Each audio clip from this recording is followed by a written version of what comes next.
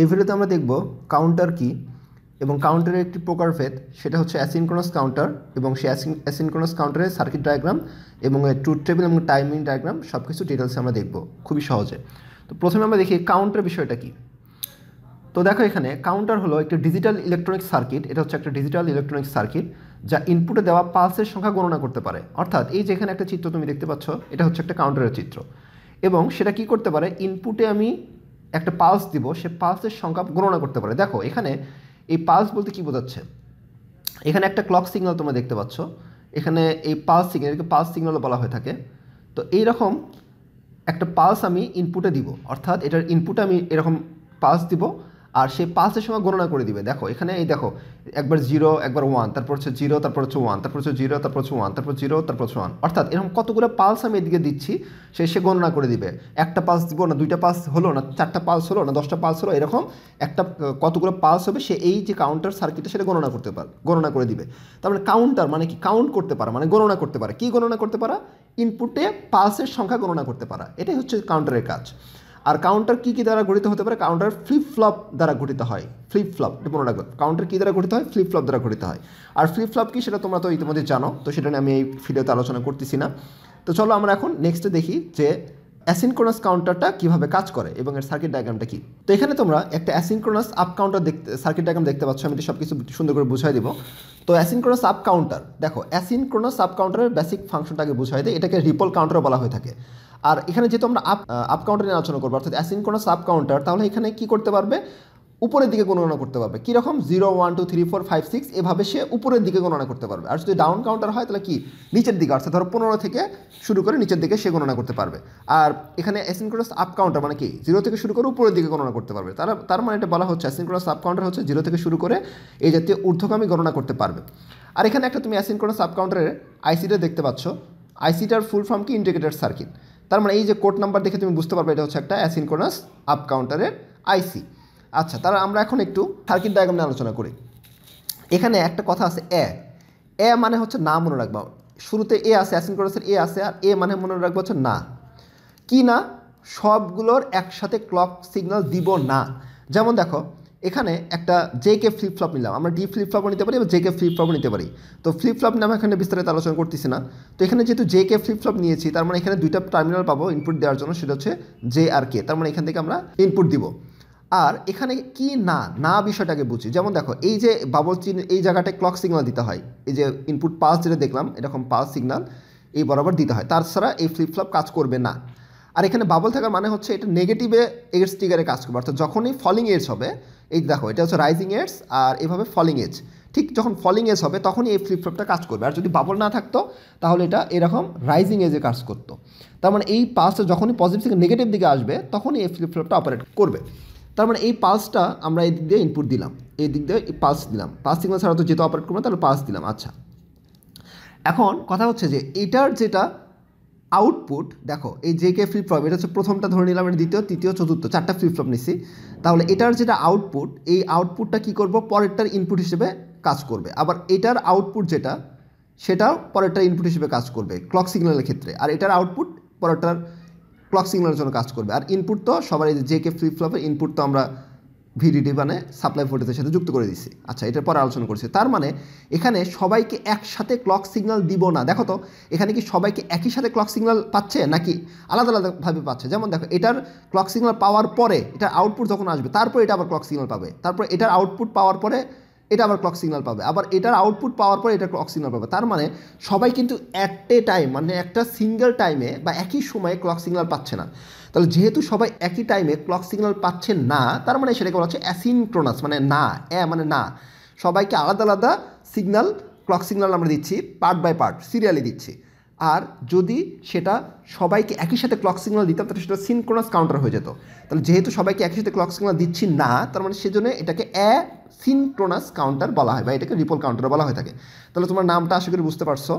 এখন তাহলে এখান থেকে আমরা দেখতে পাচ্ছি সবাইকে আমরা এরকম ভিডিডি সাপ্লাই দিব, জেকে ফ্লিপ ফ্লপ মানে ইনপুটে ভিডিডি সাপ্লাই দিব এইভাবে। আর এখানে এই কিউ টার্মিনাল থেকে আমরা আউটপুট পাচ্ছি, দেখো এখানে একটা আউটপুট নিচ্ছি কিউ নট। আবার এই জেকে ফ্লিপ ফ্লপে এখানে ভিডিডি ইনপুট দিব আমরা, এটা আমরা একটু পরে দেখতেছি এটা কীভাবে করতে হয়।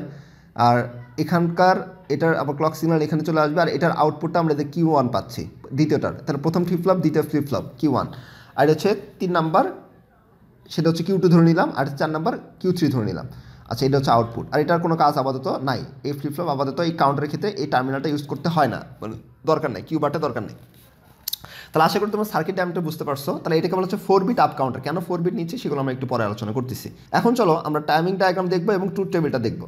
তার মানে এই ভিডিডি মানে হচ্ছে সাপ্লাই ভোল্টেজ দিতে হচ্ছে আমাদের, এখানে একটা সাপ্লাই ভোল্টেজ আমরা দিব, আর আউটপুট পাবো হচ্ছে যে Q0, Q1, Q2, Q3, আর এখানে আমরা ক্লক সিগন্যাল দিব, এরকম ক্লক পালস দিব। আচ্ছা, তাহলে এটা কি করতে পারে, অ্যাসিনক্রোনাস আপ কাউন্টার কি করে, উপর দিকে গণনা করতে পারে। আর তোমরা তো জানো একটা ফ্লিপ ফ্লপ একটা বিট নিয়ে কাজ করতে পারে। আর বিট মানে কি, বিট মানে হচ্ছে 0 অথবা 1কে বোঝায়, 0 বা 1। তাহলে 4 বিট বলতে কি বোঝাবে, 4 বিট বলতে 0 1 0 1 এরকম 4টা বিট থাকবে, বা 1 1 1 1 4টা বিট থাকবে। তাহলে একটা ফ্লিপ ফ্লপ একটা বিট নিয়ে কাজ করতে পারে, তাহলে দুইটা ফ্লিপ ফ্লপ দুইটা বিট নিয়ে কাজ করতে পারবে, আর 3টা ফ্লিপ ফ্লপ 3টা বিট নিয়ে, 4টা ফ্লিপ ফ্লপ 4টা বিট নিয়ে। তার মানে প্রতিটা ফ্লিপ ফ্লপ একটা একটা করে বিট নিয়ে কাজ করতে পারে। তাহলে 4টা ফ্লিপ ফ্লপ নিব, তাহলে 4টা বিট নিয়ে সে কাজ করতে পারবে। এখন 4টা বিট নিয়ে যদি কাজ করতে পারে, তাহলে সে টোটাল কতগুলো কম্বিনেশন করতে পারে বাইনারি ফর্মে। বাইনারি ফর্মে দেখো 2 টু দি পাওয়ার 4, অর্থাৎ সে 16টা অ্যারেঞ্জমেন্ট করতে পারবে। কীভাবে দেখো, 0 0 0 0 এভাবে একটা, তাহলে 0 0 0 1 এভাবে একটা, এভাবে করে করে সে 15 পর্যন্ত 2 টু দি পাওয়ার মানে 16টা কাউন্ট সে করতে পারবে। 2 টু দি পাওয়ার 4 মানে হচ্ছে 16টা কাউন্ট করতে পারবে। এর বেশি আসলে এই 4টা ফ্লিপ ফ্লপ দিয়ে করানো সম্ভব না। তাহলে আমাদের বিট সংখ্যা বাড়াতে হবে, আমাদের এই ফ্লিপ ফ্লপ সংখ্যা বাড়াতে হবে। তার মানে যদি আমরা 4টা ফ্লিপ ফ্লপ নেই, তাহলে সে সর্বোচ্চ 15 পর্যন্তই গণনা করতে পারবে, এর বেশি যাওয়া সম্ভবই না। তাহলে এটাকে তুমি কীভাবে লিখবে, প্রথমে দেখো 0 1 2 3 4 এভাবে 15 পর্যন্ত লিখে নিলা। এখন এটা তুমি সহজে কীভাবে লিখতে পারো, তাহলে এ পাশে ধরো Q0 Q1 Q2 Q3 এভাবে লিখে নিবা। লিখে নেওয়ার পরে এই ব্লকের শুরুতে দেবা হচ্ছে দেখো টোটাল 15 পর্যন্ত। তাহলে টোটাল ঘর কয়টা, 1টা 2টা 3টা 4টা 5টা 6টা 7টা 8টা 9টা 10টা 11 12 13 14 15 16টা ঘর, ঠিক আছে। তাহলে ভাগ ভাগ করবা, 8 8 2 16। তাহলে প্রথম 8টা দিবা হচ্ছে 0, প্রথম 8টা দিবা হচ্ছে 0, তারপরের 8টা দিবা হচ্ছে 1। এভাবে মনে রাখার টেকনিক হচ্ছে এটা। তারপরে 8টার অর্ধেক কত, 4টা, তারপরে 4টা দিব হচ্ছে 0, 4টা দিব হচ্ছে 1, তারপর 4টা দিব হচ্ছে 0, 4টা দিব হচ্ছে 1, তারপর 4টার অর্ধেক কত, 2টা, তাহলে 2টা 0 2টা 1, 2টা 0 2টা 1, 2টা 0 2টা 1, 2টা 0 2টা 1, তার 2টার অর্ধেক কত, 1 0 1 0 1 0 1। এভাবে করে তুমি 1 থেকে 15 পর্যন্ত লিখে নিবা। আর 16 নাম্বার যেহেতু গণনা করতে পারে না, তারা রিসেট করতে হয়, মানে সবগুলো আবার 0 করতে হয়। এখন আমার কথা হচ্ছে যে এখানে দেখো 0 থেকে শুরু করে সে 15 পর্যন্ত কাউন্ট করতে পারতেছে। এটা কিন্তু বাইনারিতে তুমি জানো 0 0 মানে 0, 0 0 1 মানে কত 1, আর 1 0 মানে কত 2, 1 1 মানে কত 3। মানে ওই বাইনারি ফর্মটাকে শর্টকাটে এইভাবে তুমি লিখতে পারবা। লেখার পরে এখন আমরা টাইমিং ডায়াগ্রামে যদি যাই, টাইমিং ডায়াগ্রামে দেখি এটা কীভাবে অ্যাকচুয়ালি অপারেট করে। তাহলে 0 থেকে 16 পর্যন্ত, তাহলে এখানে সে 5 দিবে কয়টা, এরকম 5 সংখ্যা গণনা করতে পারে সে। আমরা জানি কি কাউন্টার কী করে, 5 গণনা করতে পারে। তাহলে এই যে 5গুলো সে গণনা করে আমাকে দেখাবে। তার মানে এখানে দেখো এই যে 5 কীভাবে তুমি গণনা করবা, এই যে এখান থেকে শুরু করলো, আবার এই যে এখানে এসে শেষ করলো একটা 5, তাহলে আবার এখান থেকে শুরু করে এখানে শেষ করলো 2টা 5, এই যে 3টা 5, এই যে 4টা 5, মানে যেখান থেকে শুরু করবে সেখানে যে আবার শেষ করতে হবে, তাহলে একটা 5 হবে। এরকম সে 5-এর সংখ্যা সে গণনা করতে পারবে। টোটাল কতগুলো 5 দিচ্ছে, 16টা 5 দিচ্ছি, তার মানে সে 16টা 5 গণনা করতে পারবে। আচ্ছা, আর কাউন্ট কী করবে, 0 থেকে শুরু করে 15 পর্যন্ত, তাহলে 0 থেকে 15 পর্যন্ত 16 হয়, আর অ্যাকচুয়ালি তুমি 16 পর্যন্তই কাউন্ট করতেছ। তাহলে এই যে ফ্লিপ ফ্লপের যখন একটা ফ্লিপ ফ্লপ দেখো এই যে পজিটিভ থেকে নেগেটিভ দিকে যাচ্ছি, তারপর এই টাইমে গিয়ে যখনই এই পালসের এখান থেকে পালস দিচ্ছে, এই পালসে যখন নেগেটিভ এডস পাবে তখন এই ফ্লিপ ফ্লপটা অপারেট করতে পারবে, কারণ এখানে negative edge triggered flip flop bubble আছে, ক্লক সিগনালে যখন নেগেটিভ আছে তখন সে অপারেট করবে। তার মানে যখনই অপারেট করবে তখন Q0 আমরা আউটপুট পাবো, এখান থেকে আমরা আউটপুট সে শো করাবে। তার মানে এই Q0-এ দেখো ইনিশিয়ালি সবগুলো 0 0 0 0 ছিল।